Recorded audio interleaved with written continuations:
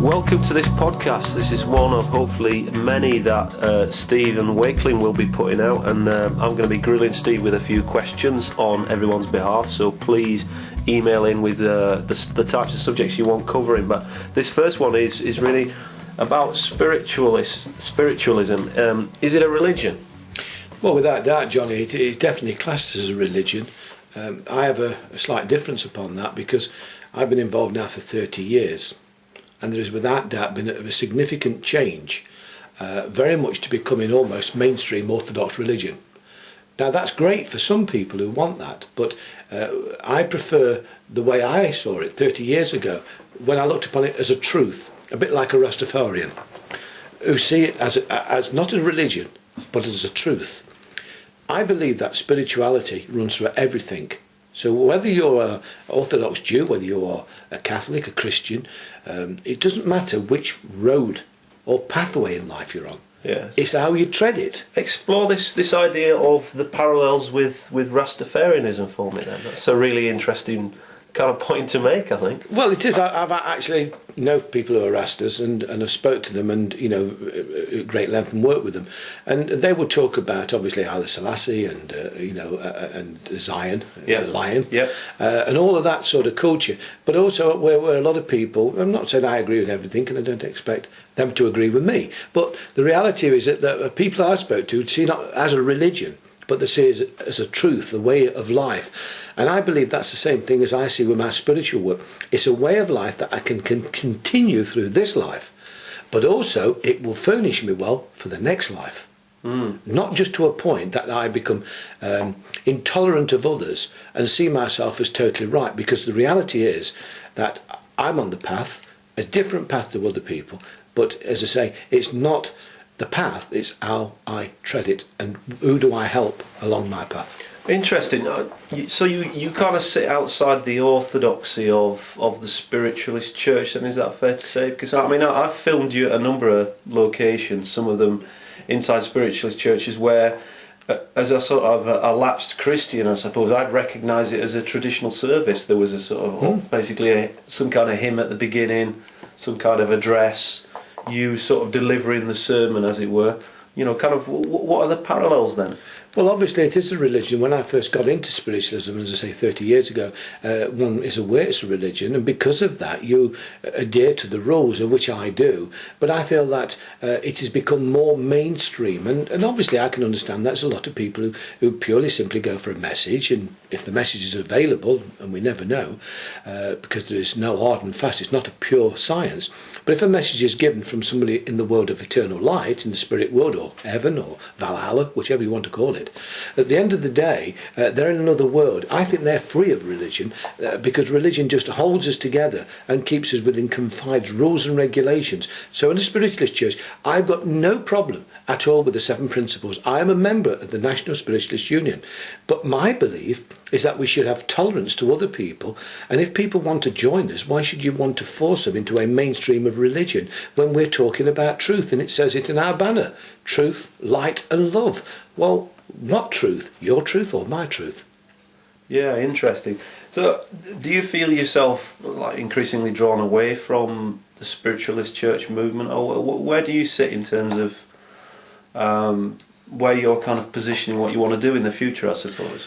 No, I don't, because I do feel that it's the place where you can work and you can operate. And there is a gentleman who was a president of the National Spiritualist Union, and a personal friend of mine has just written a book. And within this book, it's quite interesting. Now, bear in mind, he is a minister, and that's not anything I want to be. I don't want to be a minister.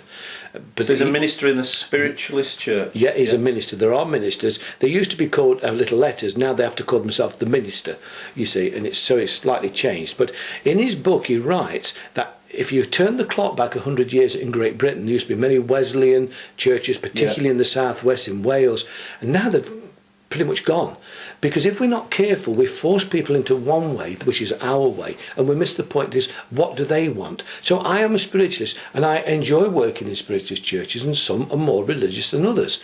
I also, in the East Midlands District Council, am their marketing consultant. But it doesn't mean to say that we can all agree, as a family, in your own personal family, people fall out. So as a group of spiritualists, we may all perceive it differently. my view is that we should be very tolerant of people's views and accept their views. And if they want to wholeheartedly be right down the middle, hard stream, then fine. But we should allow people with different views. And mine most certainly is the fact that when we enter into the realms of eternity, I don't believe there'll be any churches, any synagogues, any chapels, and most certainly nobody singing the hymns that I want to hear, because personally I would rather have a modern song, because I see the faces on people and the shuffle. It always takes me back to many years ago. If I went to a spiritualist church and I used to get bored, I used to always read a particular hymn, 357 in the National Spiritualist Union hymn book, and it's "The Day Thou Lord Hast Gave Us." I've read it many times. However, at my funeral I want no hymns, I only want laughter, and particularly songs like the King's. I'm sure there'll be plenty of that.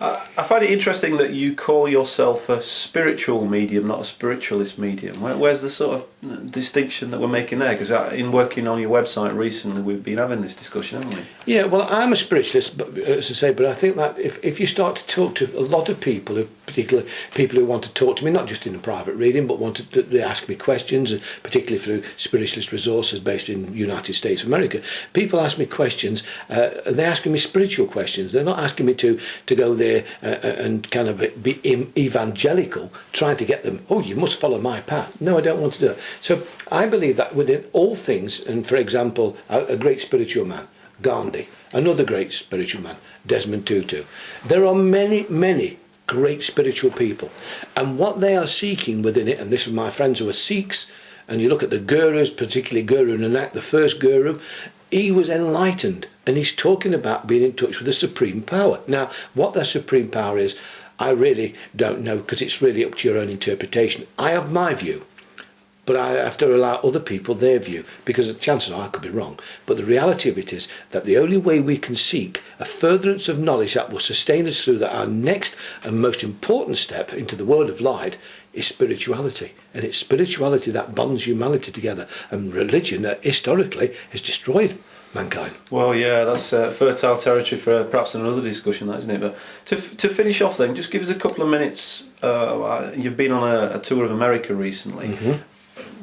Probably the subject of another podcast, the whole kind of American tour thing, which is really interesting. But what was their take in America then, that the people you visited, in terms of this idea of spiritualism perhaps as a sort of religion? Where did they, what kind of an audience did you have over there? Well, it was different. I did speak to occasionally. I don't tell everybody when I meet them what I do, but I met some people in the street from different parts of America, and I in fact finished up telling them what I do, and they look at it on a spiritual level. I was in San Francisco. I did 2 meetings in there. One of the most deprived areas, Gardena. Sorry, that was in Los Angeles. So San Francisco, Los Angeles, Escondido, which is near San Diego. And when I was there, that on a Sunday they do wear vicar's garbs, or ministry garbs, yeah, which is their right, and that's what they like. And yet the people I spoke to, including a lovely lady called Christine as a minister, and various other people over there who I've got to know, and their view was slightly different. So okay, you get somebody who's got a religious slant and somebody who has not. Yeah. But when I did the Harmony Grove Spiritual Association in Escondido in Southern California, in all honesty, it was a packed house, and it was no different to anywhere else, because people are people, and they were lovely people, and it went fantastic, and I got some fantastic reviews back from it. But they like my human nature, my human touch. The sense of humour you put through it. Well, I do enjoy it. So maybe somebody doesn't, but I don't want to go to the next world and be crying. Fantastic. Right, we better leave it there at this point. But thoughts about next podcast then? Where are we likely to be going? Well, I think we need to look within our spirituality. I think we could look at how we can develop our spirituality. One of the questions is, and I think also this awful thing, which I personally think is ghosts, because I don't see any ghosts. Let's talk about ghosts next time. That's a subject right up my street. That. Excellent. Okay, let's sign off there. Until next time, thank you very much. Thank you, Johnny.